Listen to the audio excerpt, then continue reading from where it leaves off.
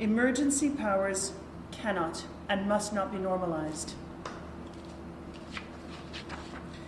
For all the peaceful and disruptive protests in Canada's history, some involving unlawful acts and protracted standoffs with police, never before has a government declared a national emergency under the Emergencies Act, and with that given itself the enormous powers to bypass the ordinary, accountable democratic process.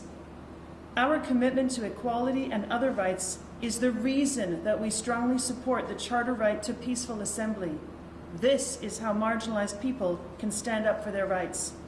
Protest is how people in a democracy express and share their political messages of all kinds, whether they be environmental activists, students taking to the streets, Indigenous land defenders, workers on strike, people who know that Black Lives Matter, and others who oppose government measures of all kinds. Our society needs peaceful assembly, a critical democratic tool. And even though not every person may agree with the content of every movement, many protests are disruptive. It is possible for a gathering to be both disruptive and peaceful and non-violent. Disruptive protest, while often unlawful, like shutting down pipelines or camping out in a public space, can be the most effective way of raising awareness.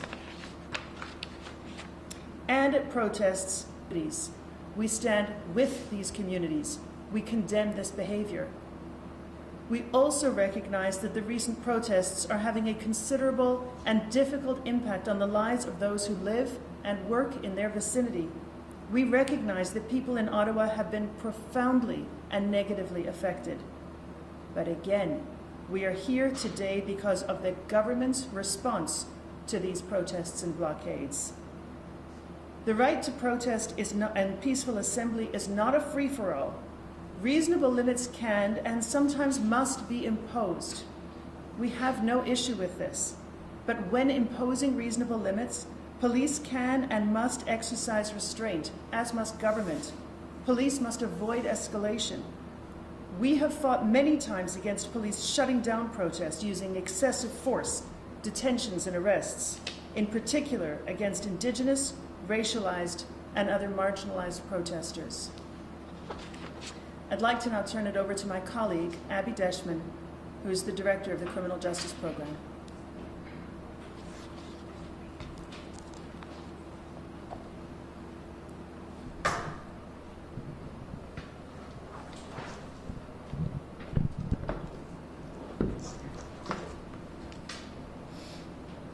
The Canadian Civil Liberties Association has retained counsel to launch a judicial review challenging the government's invocation of the Federal Emergencies Act.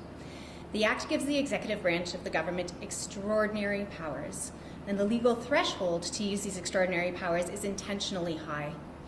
Ensuring this threshold is met is a critical protection for the democratic process, the rule of law, and the civil liberties of individuals that may be impacted by these emergency orders. In our view, the threshold set out in the Emergencies Act, the legal requirements put in place to safeguard our democratic processes have not been met. Section 3 of the Emergencies Act requires that there be a national emergency, a temporary, urgent, and critical situation that seriously endangers the lives, health, or safety of Canadians and is of such proportions or nature that it exceeds the capacity or authority of a province to deal with it.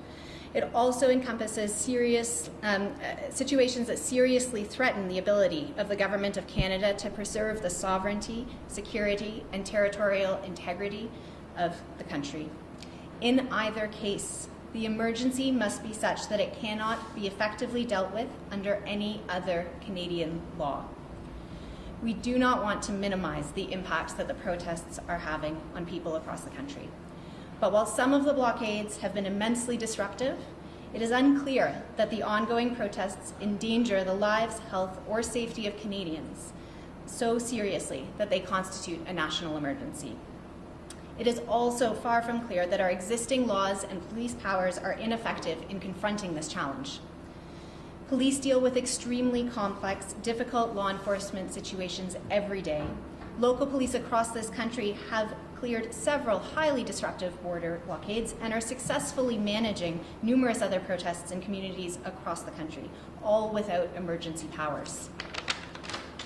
There are some localized situations that have proven much more difficult to police, but the emergency orders that the government has passed are not targeted.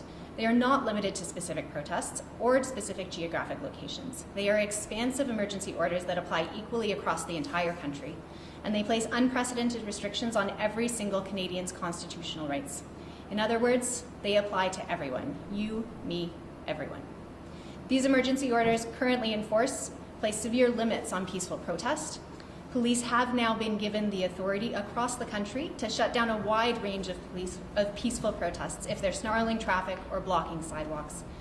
Protests that take place close to bus stations, hospitals, or COVID-19 vaccination sites are specifically restricted, even if they aren't disrupting traffic.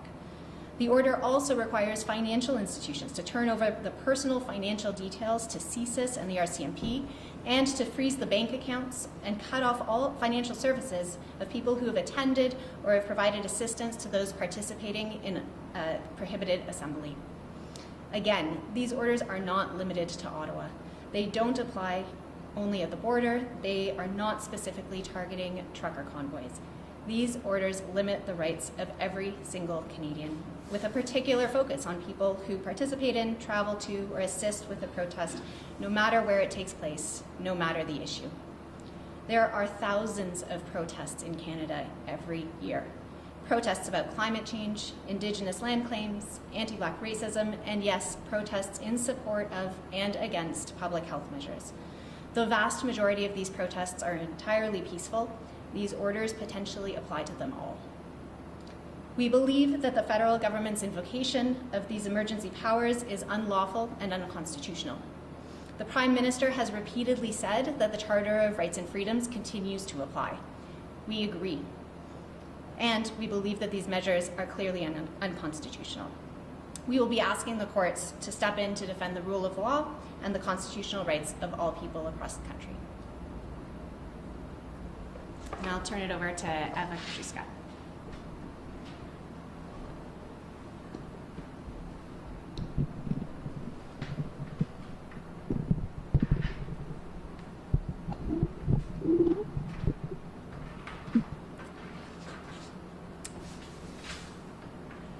Good afternoon. Bon après-midi. Je m'appelle Eva Krajewska. My name is Eva Krajewska, and I am counsel to the Canadian Civil Liberties Association. L'Association canadienne des libertés civiles commencera une demande de contrôle judiciaire. L'ACLC ne croit pas que le gouvernement a justifié son recours aux mesures d'urgence, notamment que les événements récents constituent une crise nationale qui crée une menace à la sécurité du Canada. We plan to file a notice of application for judicial review, seeking a declaration that the emergency order in provinces, it applies across the entire country to every single Canadian. So they are not geographically limited. They do not target specific. They apply across the country, including those provinces whose premiers have said. No questions registered.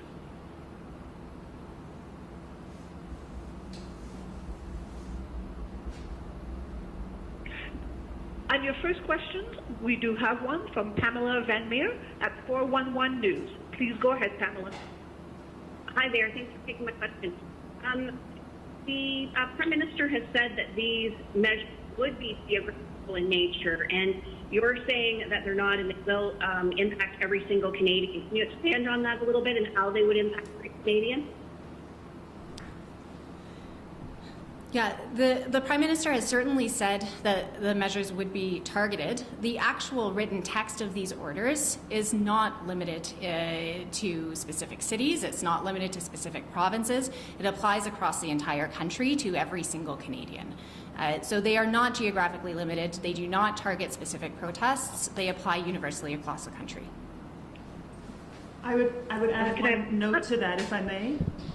They apply across the country, including those provinces whose premiers have said that they do not need the emergency powers under the Emergencies Act.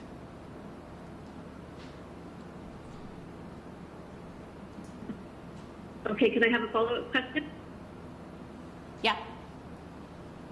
great.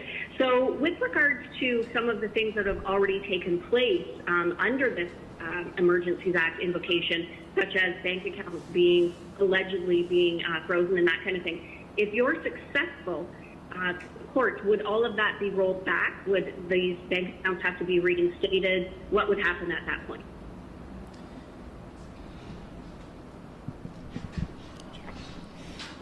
That's a good question, and this is a really unprecedented situation. This is a law that has never before been invoked.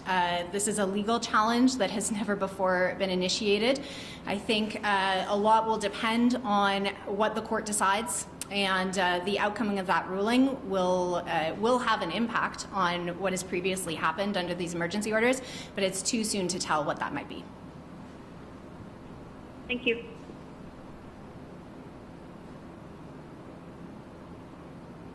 Once again, ladies and gentlemen, if you would like to ask a Or a question. difficult law enforcement situation, that too threatens the lives and safety of Canadians. But the Emergencies Act is clear. It has to be a very serious danger to the life, health, and safety of Canadians that is completely overwhelming to the provinces, or it has to be a serious threat to the territorial integrity, security, or sovereignty of Canada that Canada does not already have laws to address. That is what we mean by the rule of law. We want democratic laws to address difficult situations, not emergency powers that should not be normalized for situations that can be dealt under democratically created laws.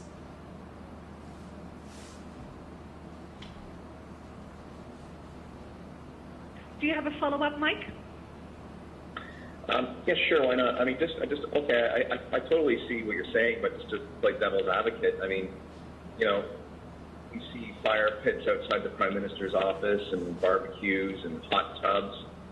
There's a complete lawless breakdown of law and order in the capital, you know, at the center of national power in this government. So, I mean, that does impact our trade. It impacts the economy. Businesses are shut. So just again, playing devil's advocate, can you talk to that? I mean, why not? Why not invoke it? And you know, taking your point that it is obviously a very serious step.